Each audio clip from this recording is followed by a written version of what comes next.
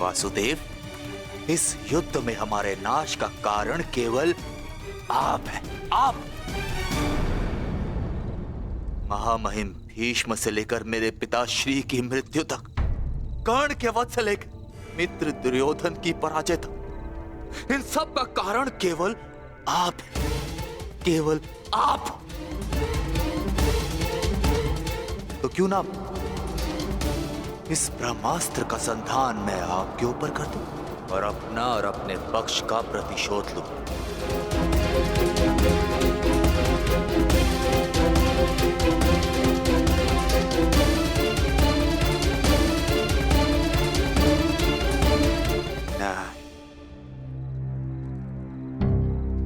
नहीं वासुदेव, नहीं।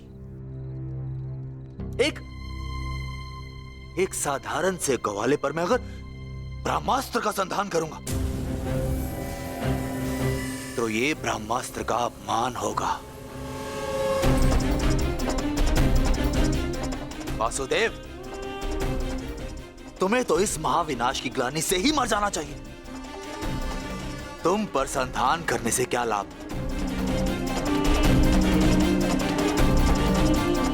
ज्येष्ठ भ्राता युधिष्ठिर, क्यों ना मैं इस ब्रह्मास्त्र का संधान तुम पर करूं?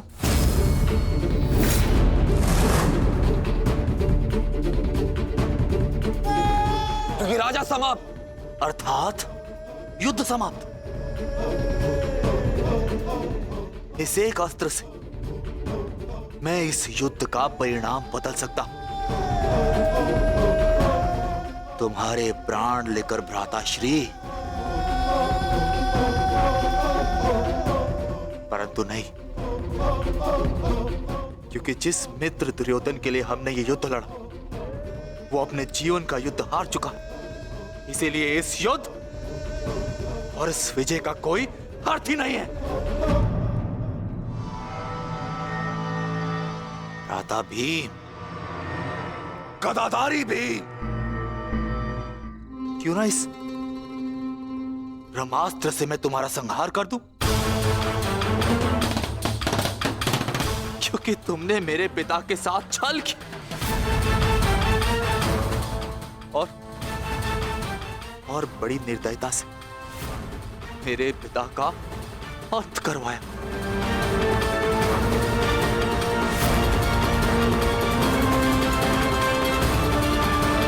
परंतु नहीं। बताइए वासुदेव कि मैं इस ब्रह्मास्त्र का संधान किस पर करूं? उत्तर दीजिए वासुदेव, उत्तर दीजिए।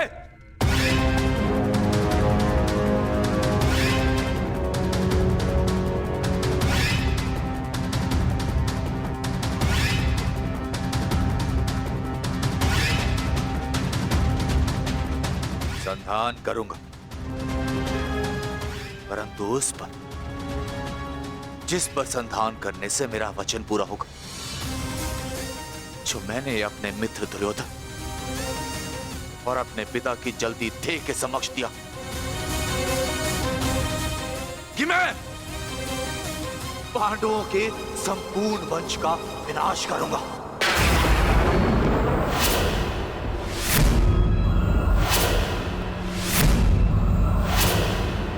मैं द्रोण पुत्र अश्वत्थामा ये कामना करता कि मेरा ये ब्रह्मास्त्र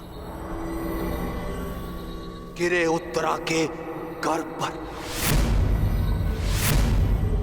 जहां पांडवों के वंश का अंतिम बीज पल रहा है। अश्वत्थामा!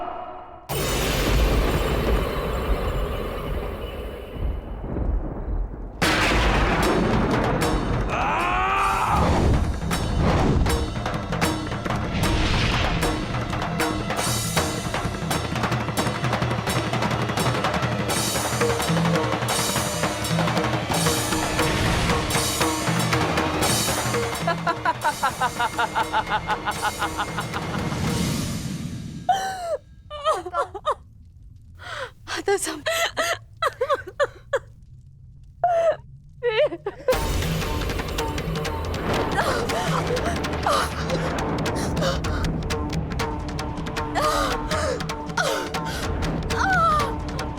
क्या हुआ पुत्री, तुम ठीक हो ना?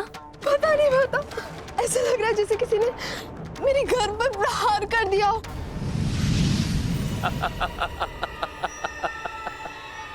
पांडवों के वंश का विनाश। अश्वत्थामा! ठहरो पांडवों, आज तुमने एक ब्राह्मण होने का धर्म त्याग दिया है अश्वत्थामा। अपने इस दुष्कर्म के कारण आज तुम ब्राह्मण नहीं रहे, अपितु एक राक्षस बन गए हो।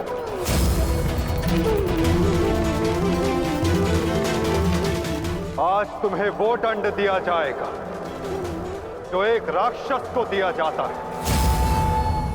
तुम्हें अपने दुष्कर्मों का परिणाम भुगतना होगा अश्वत्थामा। परंतु माता, उत्तरा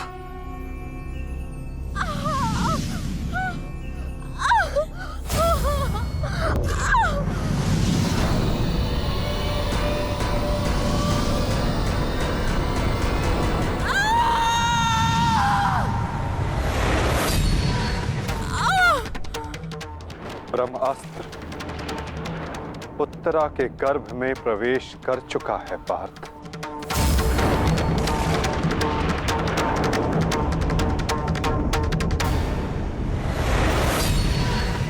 नहीं माता, ब्रह्मास्त्र का प्रहार कभी व्यर्थ नहीं जाता पार्थ। और उत्तरा की कोख में पल रहे नवजीवन के प्राणों पर यदि कोई संकट आया तो ये संकट केवल उसके प्राणों पर नहीं, उसके भविष्य पर नहीं, अपितु समस्त संसार के भविष्य पर आएगा पार्थ।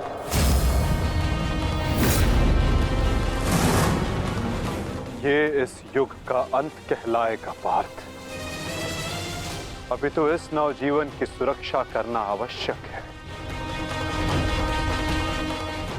धर्म के रक्षण के लिए इस नवजीव का जीवित रहना आवश्यक है पार्थ। माता रक्षा कीजिए, मेरे संतान पे कोई संकट आ रहा है। माता रक्षा कीजिए, रक्षा कीजिए। कुछ कीजिए माता, वैसा अनर्थ मत होने दीजिए।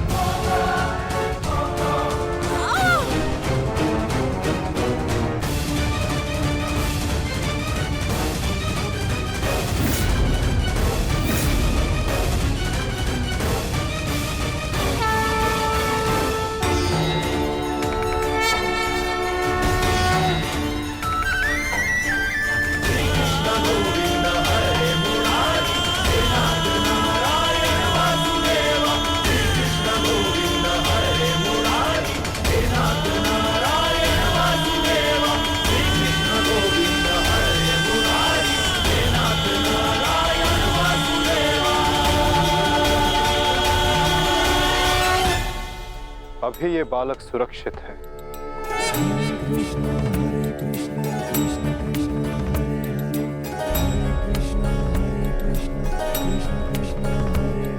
किंतु ब्रह्मास्त्र रूपी काल अभी भी इस पर घात लगाए बैठा है।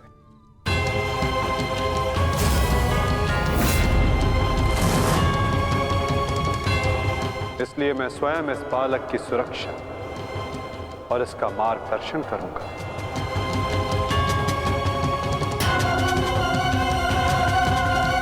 परंतु इस अद्भुत बालक की परीक्षा की घड़ी तो अब प्रारंभ हुई है। एक योद्धा की भांति इस बालक को इस संसार में जन्म लेना होगा, जो धर्म के मार्ग को प्रशस्त करेगा। एक योद्धा इस संसार में आने के पश्चात युद्ध लड़ता है, किंतु इस बालक को जन्म लेने के लिए संघर्ष करना होगा और जीवन की ये परीक्षा इसे स्वयं देनी होगी।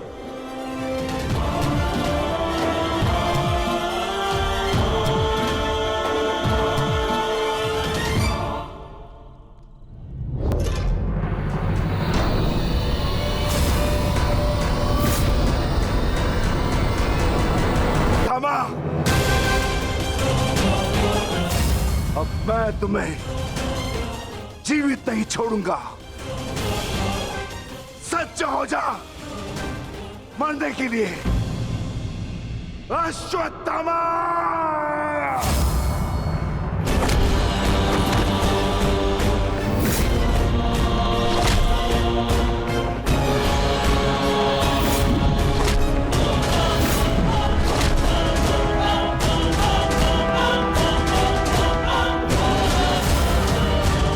ठहरो विकोदर।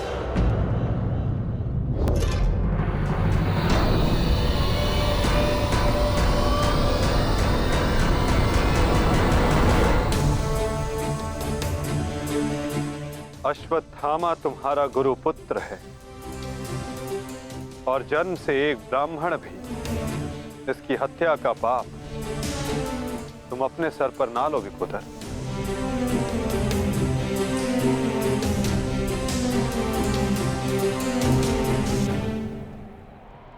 किंतु माधव, इसने जो किया है वो क्षमा के योग्य नहीं।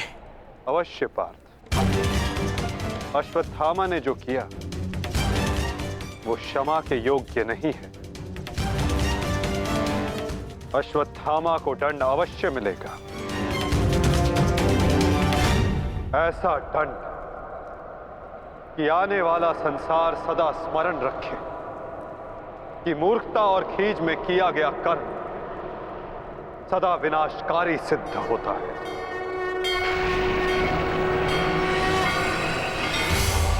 पार्थ,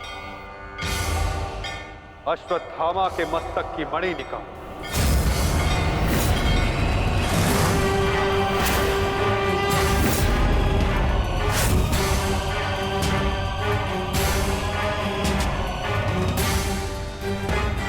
नहीं वासुदेव, आप ऐसा नहीं कर सकते। देना है तो मुझे मृत्यु दंड दीजिए वासुदेव, परंतु ऐसा मत कीजिए। तुम वीर गति पाने के योग्य नहीं हो अश्वत्थामा। तुमने जो किया है उसका दंड तुम आजीवन भुगतोगे। पार्थ,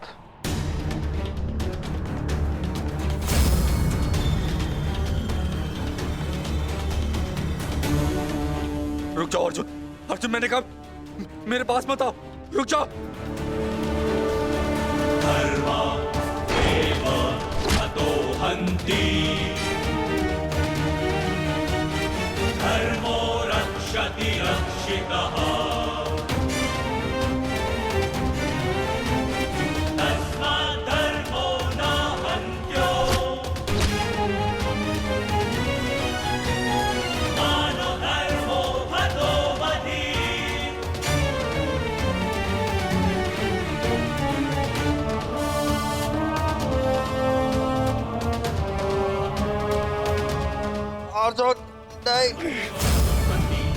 नहीं अर्जुन, धर्मो रक्षति रक्षितः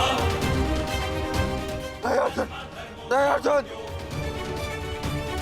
मानो धर्मो हतो अर्जुन नहीं, नहीं अर्जुन, धर्मो रक्षति रक्षितः नहीं अर्जुन, नहीं अर्जुन, मानो धर्मो हतो अर्जुन नहीं, वासुदेव क्षमा कर दीजिए।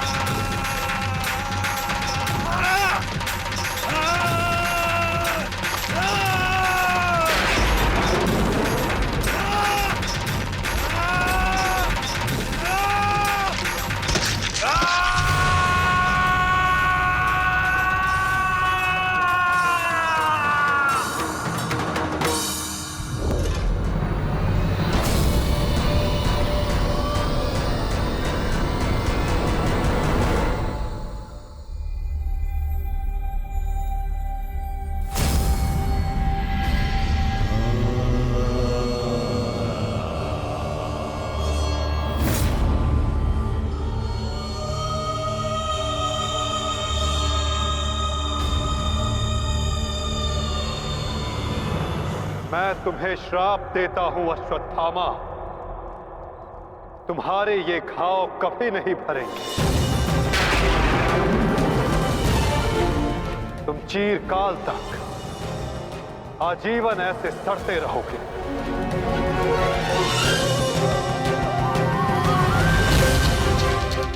ये घाव लिए तुम जीते रहोगे अश्वत्थामा, और कलयुग तक समस्त संसार को संदेश दोगे कि पाप का भार असहनीय होता है। नहीं नहीं नहीं नहीं नहीं वासुदेव, वासुदेव मुझे क्षमा कर दीजिए, मुझे मृत्यु दे दीजिए वासुदेव, परंतु ऐसा मत कीजिए। नहीं गुरुपुत्र, अब से तुम्हारा जीवन ही तुम्हारा दंड है।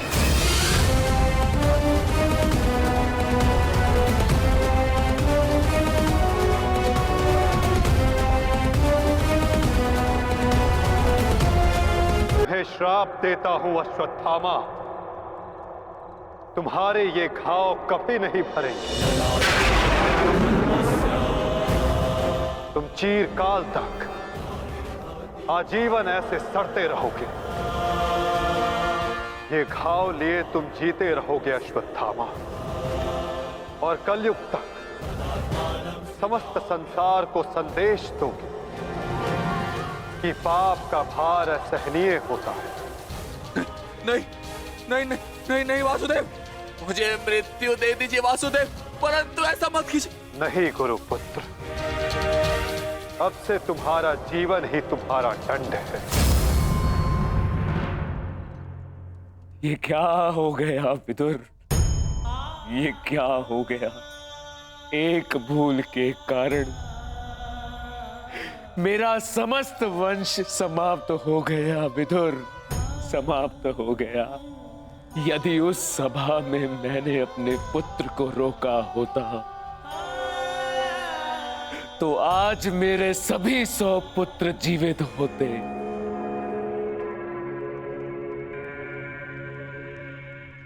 किंतु अब समय आ गया है पश्चाताप करने का। जाओ विदुर, और पांडवों को जाकर संदेश दो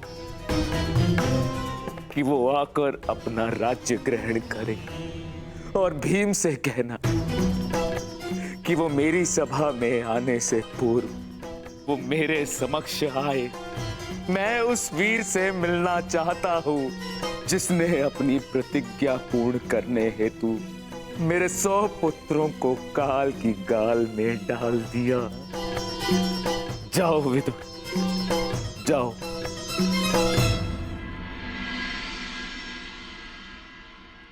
महाराज धृतराष्ट्र की आज्ञा का पालन अवश्य होगा महात्मा विदुर।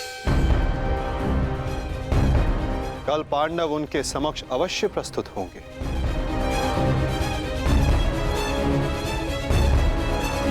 और विकोदर भीम भी।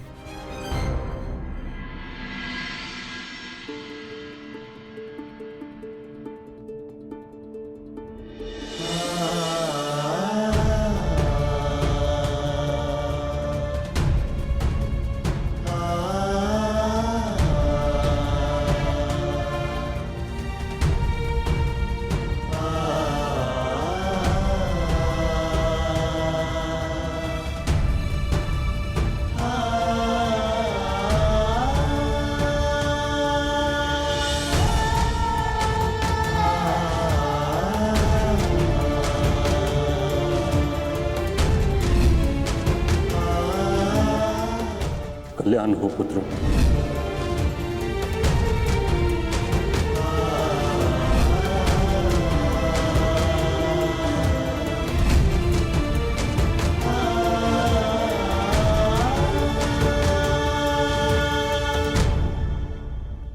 धर्मराज,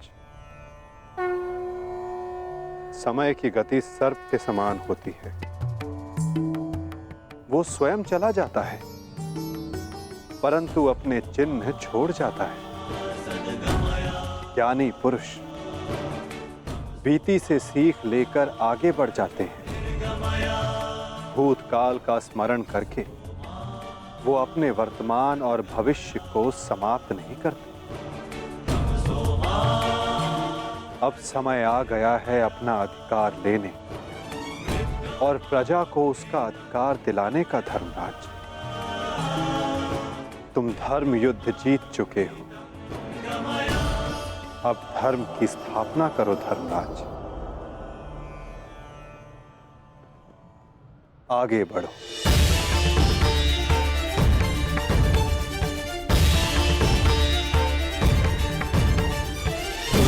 क्षमा शमोस्तेयम् शौचमिन्द्रिय निग्रहा क्षमा शमोस्तेयम् शौचमिन्द्रिय निग्रहा निर्विद्या सत्यं क्रोधो दशकं धर्मलक्षणम्। स्वागत है सम्राट। महाराज धृतराष्ट्र आप सभी की प्रतीक्षा कर रहे हैं। दशकं धर्मलक्षणम् दशकं धर्मलक्षणम्। ठहरो सैनिक।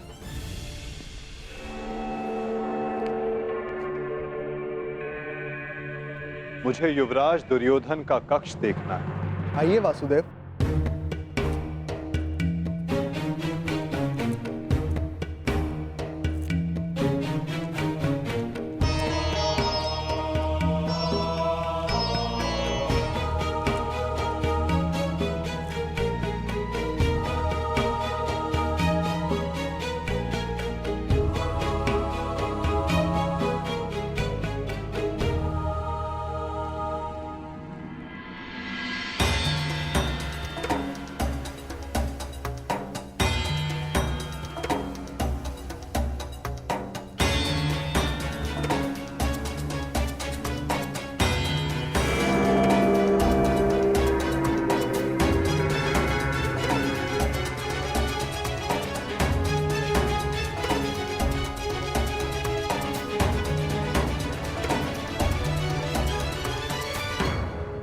इस लो प्रतिमा का उपयोग युवराज अपने युद्ध अभ्यास के लिए किया करते थे।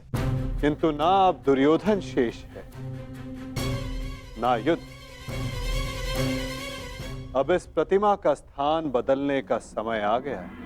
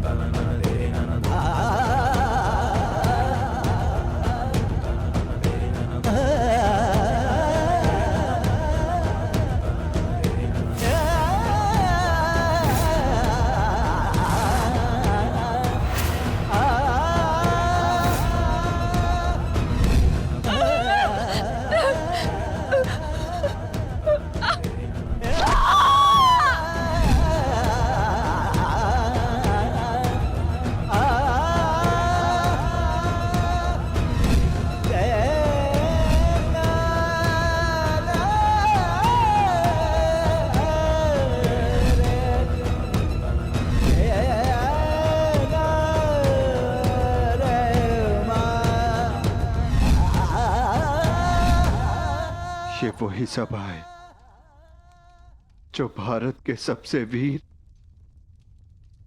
और महान महारथियों से सजी रहती थी, और आज ये रिक्त है। वो एक अशुभ दिन था, वो एक द्यूत सभा जो मेरे 100 भाइयों और उन सभी महारथियों के विनाश का कारण बनी। 100 नहीं, 101 101 भाई थे भ्राता भीम, कौरव और ज्येष्ठ कर्ण। सारी प्रतिज्ञाएं पूर्ण हो गई। यदि कुछ खाली है तो ये सभा। तुम सब विलाप ना करो।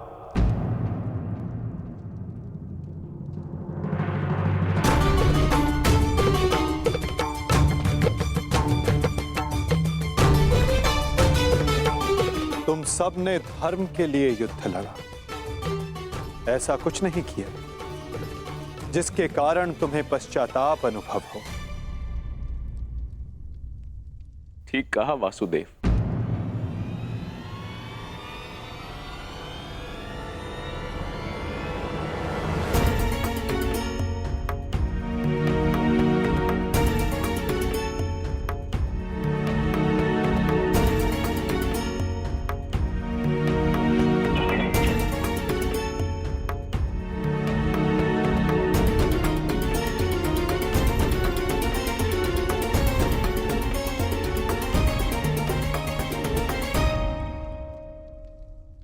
पश्चाताप तो मुझे करना चाहिए। एक राजा का कर्तव्य होता है अपनी प्रजा को उन्नति के द्वार तक लेकर जाना, और एक पिता का कर्तव्य होता है अपनी संतान को धर्म के मार्ग पर ले जाना।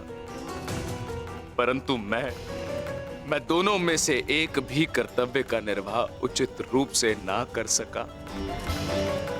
यदि आज ये सभा रिक्त है तो उसका कारण मैं ही हूं वासुदेव। भीम, तुमने मेरे 100 पुत्रों का वध किया है, किंतु अब मुझे तुम्हारे भीतर अपने वो 100 पुत्र अनुभव होते हैं। पुत्र, एक बार, केवल एक बार एक अभागे पिता के आलिंगन में आ जाओ। मुझे ऐसा लगेगा कि मैंने अपने सभी पुत्रों को अपने आलिंगन से लगा लिया है।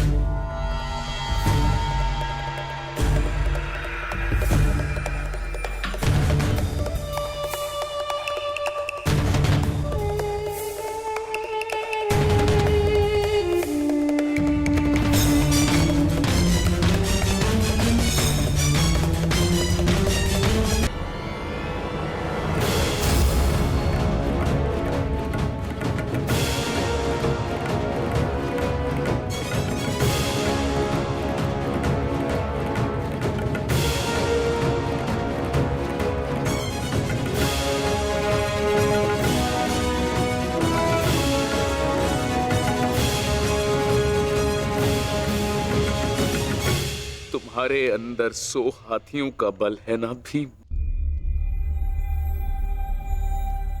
और मेरी भुजाओं में भी मेरे 100 पुत्रों का वध करते हुए तुम्हें तनिक भी पीड़ा नहीं हुई भीम?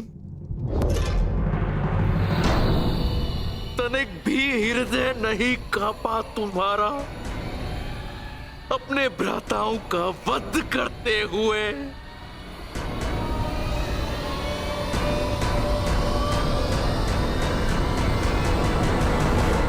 दुर्योधन, ये तुम्हारे लिए है पुत्र।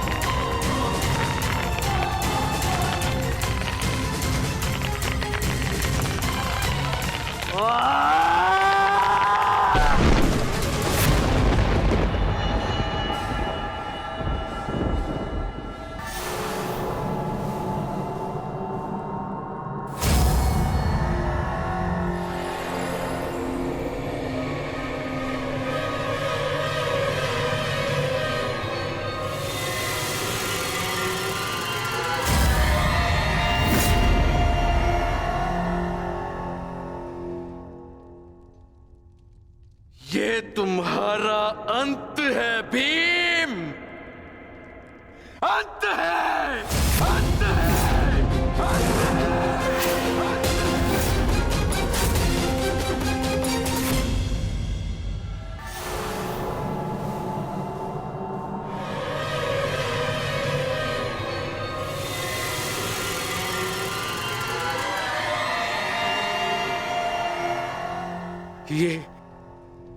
ये मैंने क्या कर दिया? मैं भी पुत्र हंता हो गया। ये मैंने क्या कर दिया देव? भ्राता पांडु,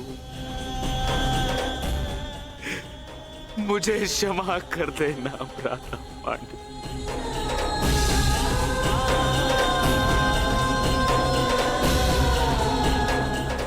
प्रतिशोध की ज्वाला ने मेरे विवेक को हर लिया। क्षमा कर मुझे।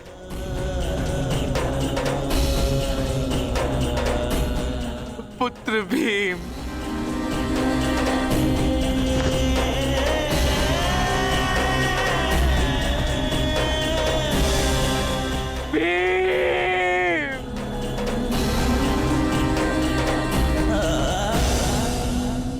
आपने उचित कहा महाराज। जब मनुष्य का विवेक हर जाता है तो उसके पांव स्वतः ही पाप की ओर बढ़ जाते हैं। किंतु अभी समय नहीं आया है महाराज कि आप अपने भाई से क्षमा मांगे। आपके पुत्र विकोदर भीम अब भी जीवित हैं।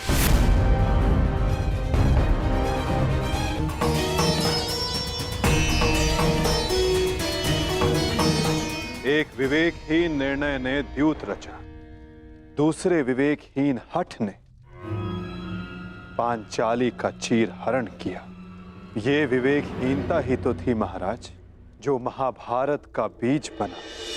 नारायणं नमस्कृत्य नरं चैव नरो। प्रतिशोध की अग्नि शत्रु से पूर्व स्वयं को जलाती है। अपने मन को शांत कीजिए। आप अभी पुत्रहीन नहीं हुए हैं। आपके 5 पुत्र अभी जीवित हैं।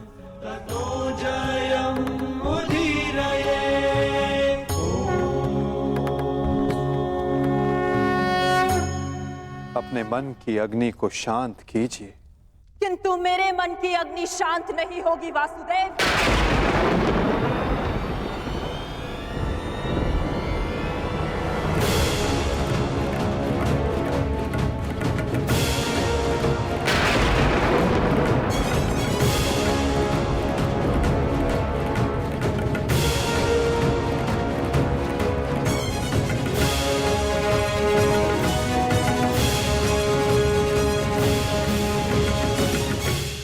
छल से मेरे सभी पुत्रों को मरवा डाला वासुदेव। मैंने प्रयास किया कि मेरा एक पुत्र शेष रह जाए, परंतु उस प्रयास को भी तुम्हारे छल ने भंग कर दिया। श्री बलराम को भी अपने कपट में उलझाकर मौन करवा दिया तुमने, परंतु इस माता की ममता अब मौन नहीं रह सकती। तुम्हारे छल से मेरे कुल का नाश हुआ है वासुदेव। मैं तुम्हें श्राप देती हूं कि जिस प्रकार तुमने मेरे कुल का अंत किया है, उसी प्रकार तुम्हारे कुल का अंत भी होगा।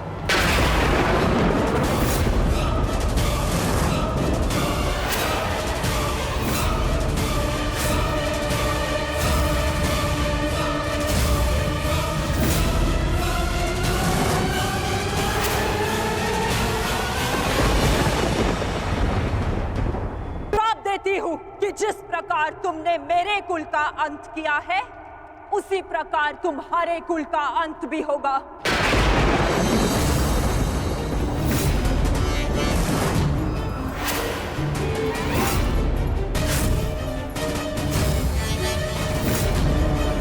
तुम्हारा कुल भी ऐसे ही आपस में लड़कर नष्ट हो जाएगा।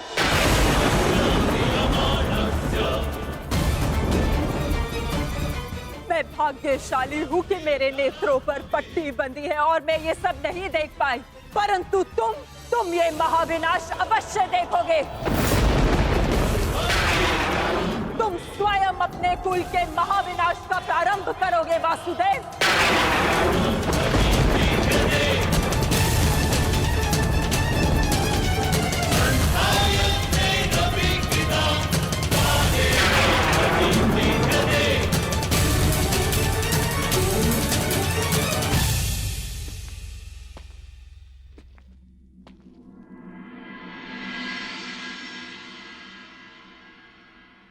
जिस प्रकार एक प्रसन्न माता का आशीष संसार में कोई नहीं रोक सकता, उसी प्रकार एक दुखद माता का श्राप संसार में कोई नहीं टाल सकता।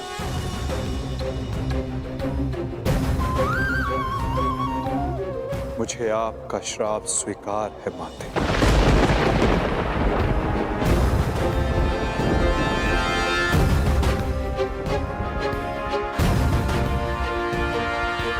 किंतु क्या आपको ज्ञात है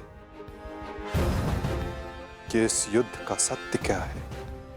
क्या आप जानती हैं कि इस महाविनाश, इस महायुद्ध का वास्तविक रूप क्या है? मेरे साथ चलिए माता, उस कुरुक्षेत्र की रणभूमि पर जो इस महाविध्वंस, इस महाभारत की साक्षी बनी है।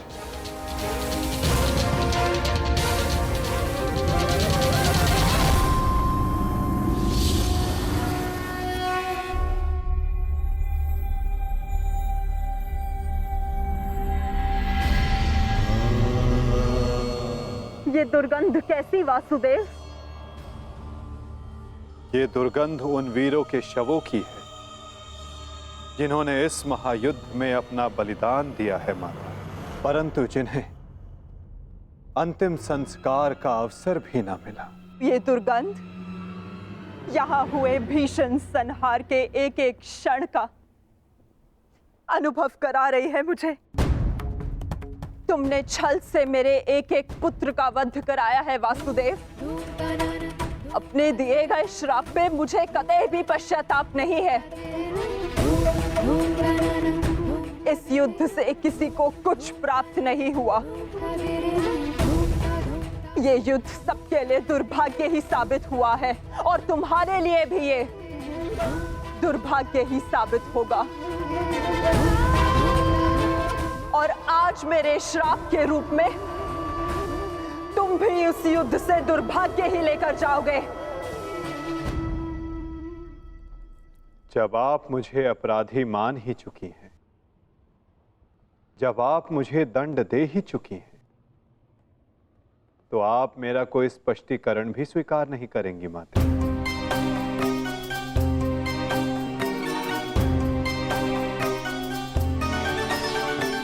परंतु सत्य का भान आपके लिए आवश्यक है माता। जिनकी दृष्टि से इस महायुद्ध का कोई भी क्षण, कोई भी छल अनदेखा नहीं गया है माते। अब वीर बारबरी आपको सत्य का भान करवाएंगे।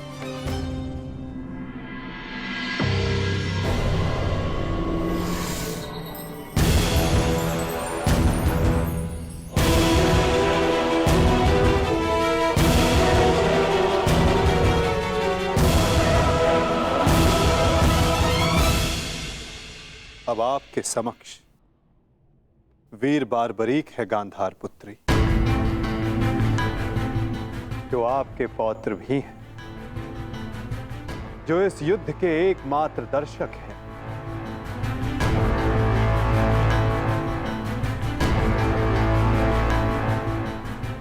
वो बारबरी जिन्होंने अपना शीश दान किया और अमर हो गए।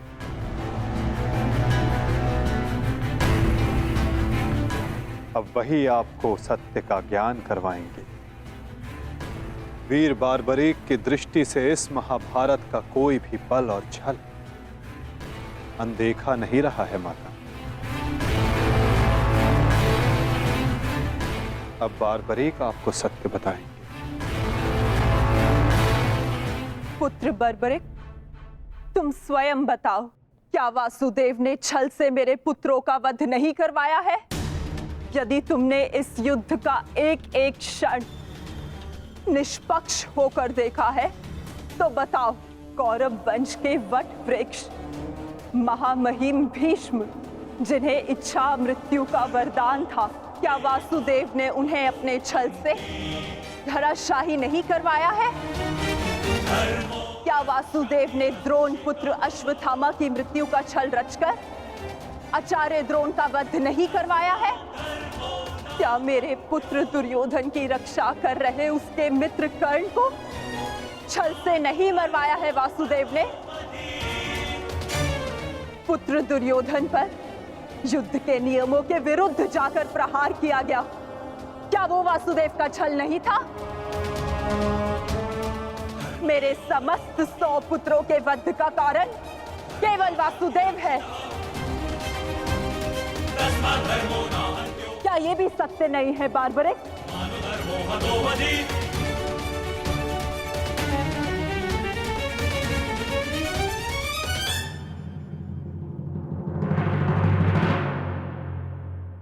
मैं आपसे सहमत हूं माते। ये सब स्वयं वासुदेव ने करवाया।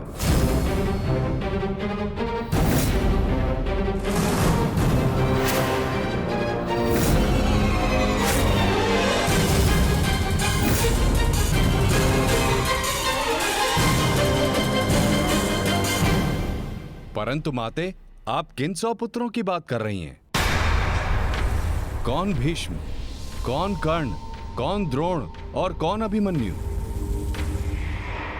सत्य तो यह है माते कि कुरुक्षेत्र में कोई था तो केवल एक पुरुष, वासुदेव कृष्ण।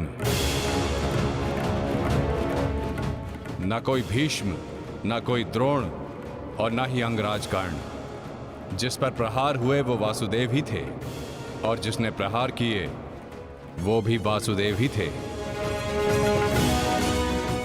उनके अतिरिक्त कुरुक्षेत्र में कोई और उपस्थित नहीं था माते। ये तुम क्या कह रहे हो बर्बरिक? इसका क्या अर्थ है? इसका अर्थ शब्दों से नहीं, दृश्यों से समझ आएगा राजमाता।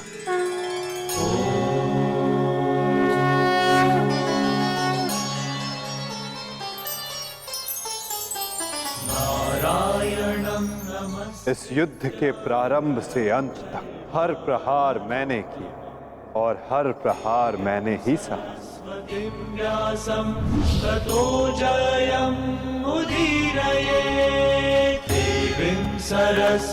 धर्म स्थापना के लिए धनुष, गदा, खड्ग, ये सब मैंने ही उठाए और इन सारे अस्त्रों का हर एक प्रहार मैंने ही सहा।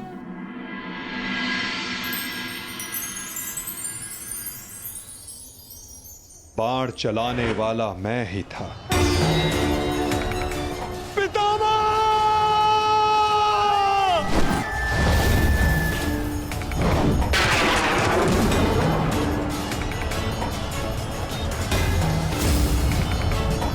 और उस बाण को अपने शरीर पर लेने वाला भी मैं ही था।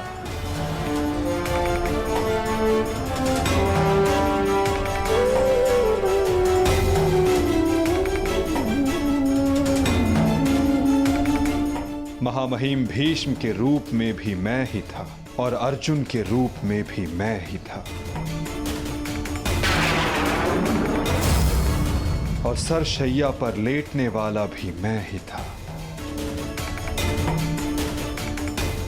अभिमन्यु बनकर चक्रव्यूह मैंने ही तोड़ा।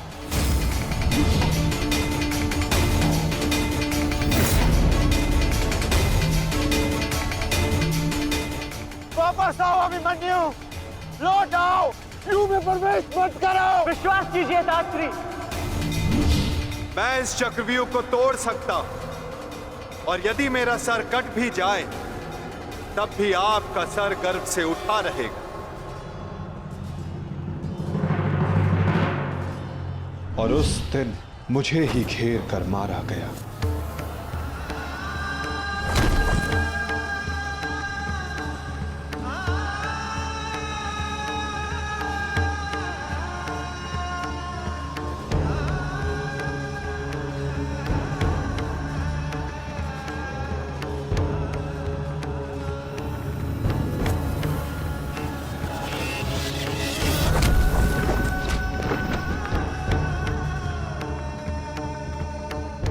वो मैं ही था जिसने द्रोणाचार्य से कहा कि अश्वत्थामा मारा गया। आपने बिल्कुल सही सुना आचार्य द्रोण। अश्वत्थामा मारा गया। द्रोणाचार्य के रूप में अस्त्र त्यागने वाला भी मैं ही था।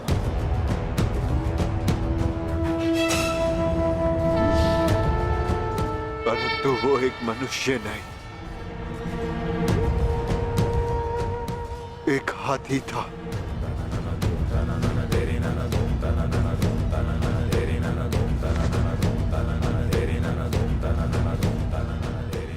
अश्वत्थामा!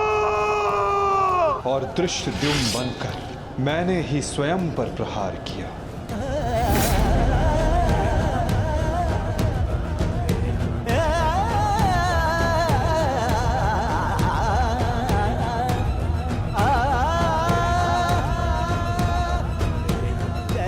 और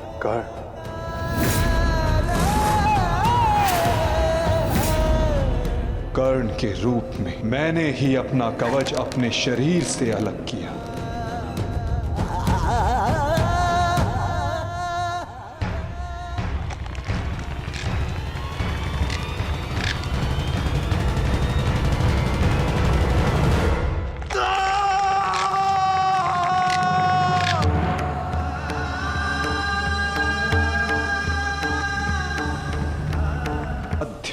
मेरे ही रथ का चक्र धंसा और मेरे ही आदेश पर मैंने ही स्वयं पर अंजलि का अस्त्र चलाया। अंगराज को मुक्त करो पार्थ, अंजलि का अस्त्र का प्रयोग करो।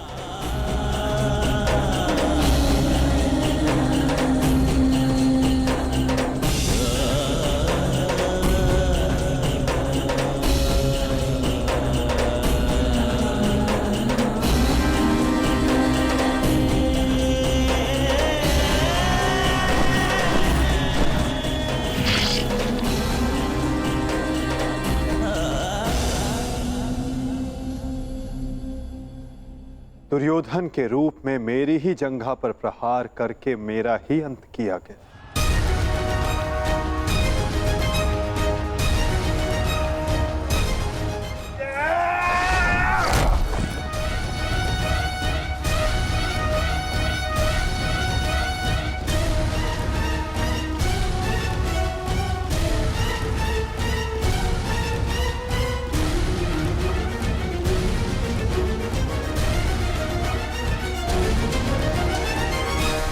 द्रुपद हो या धृष्टद्युम्न, विकोदर भीम हो या अर्जुन, सब में मैं ही था। मैं ही विजयी हुआ और मैं ही पराजित हुआ।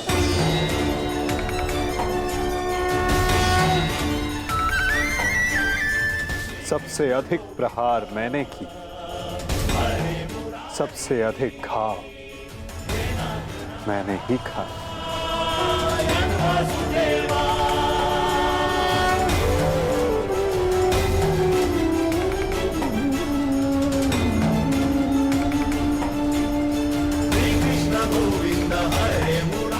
18 दिनों के इस महासंहार हर बार मृत्यु मेरी ही हुई।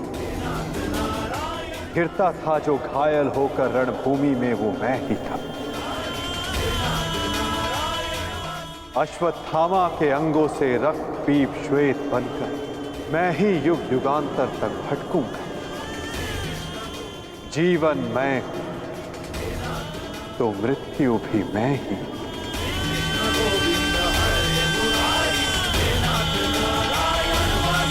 हारा स्वीकार है माते।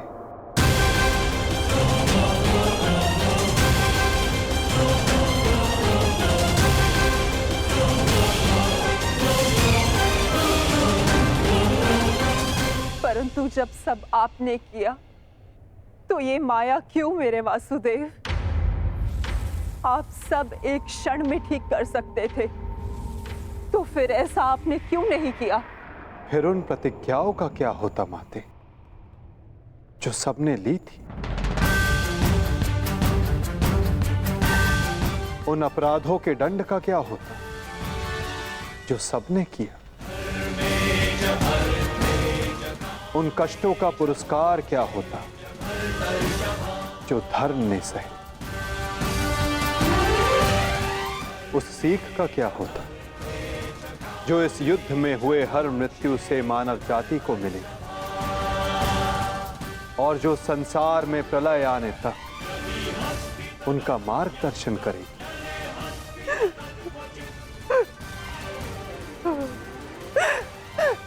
मुझे क्षमा कर दीजिए वासुदेव। मेरा श्राप वापस नहीं लिया जा सकता,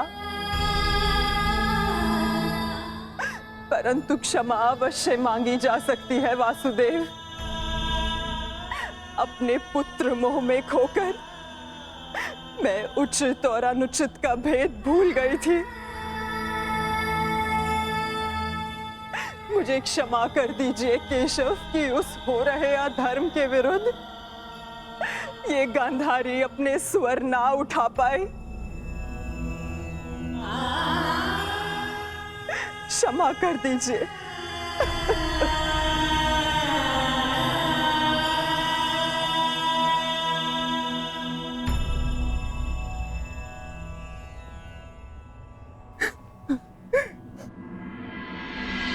नहीं माते, किसी का अंत किसी के श्राप से नहीं होता। यदि किसी का अंत होता है तो स्वयं के पापों से। यदि यदुवंश का अंत होगा तो आपके श्राप से नहीं माते, अपितु स्वयं के पाप कर्मों से।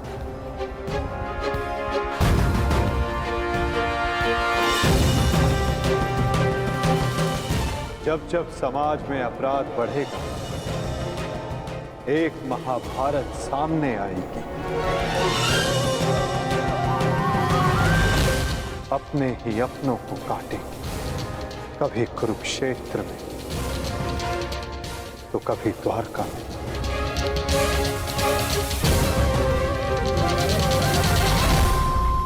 माते, यदि आप कुछ करना चाहती हैं तो अपने मन के इस प्रतिशोध की अग्नि को शांत कीजिए और पांडवों को आशीष दीजिए। युधिष्ठिर का राज्य अभिषेक करवाइए और धर्म स्थापना में आपका ये योगदान और आपका आशीष आवश्यक है माते।